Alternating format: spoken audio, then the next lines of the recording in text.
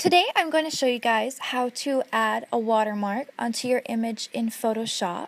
I'm going to be using this self-portrait that I did earlier this year, and the process is very simple. So bear with me through possibly 3 or so minutes of this and you will know how to apply your watermark in Photoshop.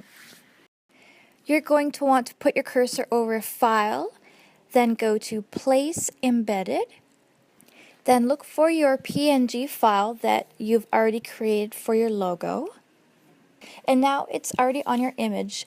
It's good to have this checkbox selected because it will keep the same dimensions no matter how you're resizing your watermark on here. It will keep the same dimensions so it doesn't look stretched or anything like that. Place it where you think it will look best for the image.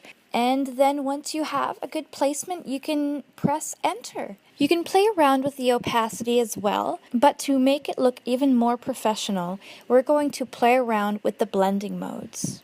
So rasterize that layer. You can also invert it. So you don't have to use the same color. You can invert the logo into white, which can look great on top of certain images.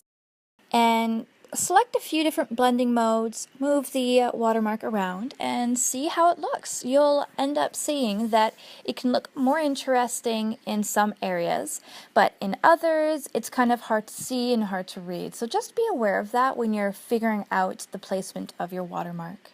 To toggle through the adjustment layers, just press Shift and then press plus or minus, and you can just go through the different blending modes that you have. This is a very simple process for applying watermarks in Photoshop, and I will also do a tutorial on how to do the same kind of thing in terms of applying a watermark, but in Lightroom.